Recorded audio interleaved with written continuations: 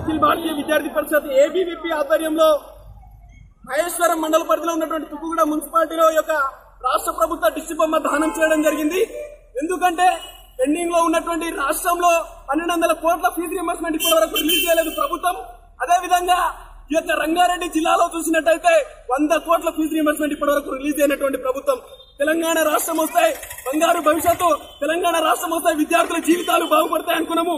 ఈ రోజు తెలంగాణ రాష్ట్రం వచ్చి 6 సంవత్సరాలు దాటుతున్నా కూడా ఇప్పటి వరకు రాష్ట్ర ప్రభుత్వం విద్యా వ్యవస్థను మొత్తం భ్రష్టపడ్డ స్థితికి తీసుకెళ్తా ఉన్నది.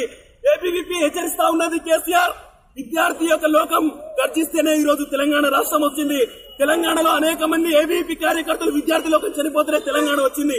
అలాంటి తెలంగాణ రాష్ట్రం ఈ రోజు విద్యా వ్యవస్థలో చూసినట్టయితే పూర్తిగా భ్రష్టపడ్డ స్థితికి తీసుకొచ్చినావు. కాబట్టి అఖిల భారతీయ విద్యార్థి పరిషత్ చూస్తూ ఊరుకోదు. రాబో కాలంలో విద్యార్థి పరిషత్ ఏబీవీపీ ఆధ్వర్యంలో పెద్ద ఎత్తున ఉద్యమ కార్యక్రమం కూడా ఏర్పాటు చేయడం జరిగింది. తక్షణమే ఇగో పెండింగ్ లో ఉన్నటువంటి రాష్ట్రంలో ఉన్నటువంటి పెండింగ్ లో ఉన్నటువంటి ఫీజు రియంబర్స్మెంట్ వెంటనే రిలీజ్ చేయాలి. లేని పక్షంలో ప్రతి ఒక్క రాష్ట్ర రోకోలు కార్యక్రమం గాని అనేక క్యాంపులు కూడా ముట్టడిస్తామని ఈ సందర్భంగా తెలియజేస్తా ఉన్నాము. ఈ రోజు స్కాలర్షిప్ బేస్ పైన చదువుతున్నటువంటి విద్యార్థులు ప్రైవేట్ యాజమాన్యం పెట్టిన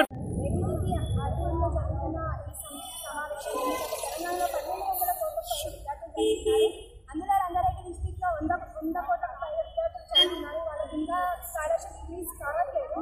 అతి తొందరగా స్కాలర్షిప్